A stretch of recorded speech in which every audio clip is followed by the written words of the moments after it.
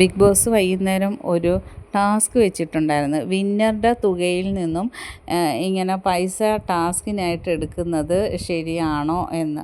അപ്പം നെവിൻ പറഞ്ഞ് വളരെ മോശമാണത് ബിഗ് ബോസ്. കാരണം അങ്ങനെ എടുക്കുന്നത് ശരിയല്ല. കാരണം 50 ലക്ഷം എന്ന് പറയുമ്പോൾ തന്നെ 15 ലക്ഷം ടാക്സായിട്ട് ഗവൺമെൻറ് എടുക്കും. അത് കഴിഞ്ഞ് ഇവിടുത്തെ ടാസ്ക് എന്നും പറഞ്ഞ് 10 ലക്ഷം ബിഗ് ബോസ് കുറയ്ക്കും. പിന്നെ എന്ത് കയ്യിൽ കിട്ടാനാണ് എന്ന് പിന്നെ നെവിൻ ചോദിക്കുകയാണ്. 25 ലക്ഷത്തോളം അങ്ങനെ അങ്ങ് മാറും എന്ന് പറയുന്നു. അപ്പോൾ ആദിലയും നൂറയും എല്ലാം കൂടെ ഉടനെ അനുമോൾക്ക് വീണ്ടും പണി കൊടുക്കുവാണ്. ഉടനെ പറയുകയാണ്, പിന്നെ 16 ലക്ഷവും 18 ലക്ഷവും PR വർക്കുള്ളവർക്ക് അതും കൂടെ പോയി കഴിഞ്ഞാൽ ഒന്നും കിട്ടത്തില്ല. PR വർക്കുള്ളവർ വിന്നറായി കഴിഞ്ഞാൽ ഭയങ്കര കഷ്ടം തന്നെയാണ്, ഒന്നും കിട്ടത്തില്ല.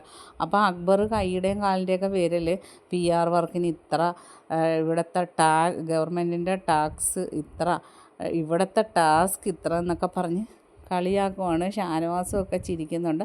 അനിമോളൊന്നും മിണ്ടാതിരിക്കുവാണ്. അനീഷും ഒന്നും മിണ്ടുന്നില്ല.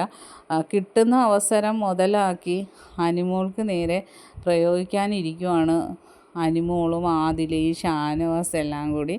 പക്ഷെ നെവിൻ നേരത്തെ അനിമോളോട് വെള്ളമൊഴിച്ചതിനൊക്കെ മാപ്പ് പറഞ്ഞ് മിണ്ടിയതിന് ശേഷം അനിമോളെ ഒന്നും പറയുന്നില്ല.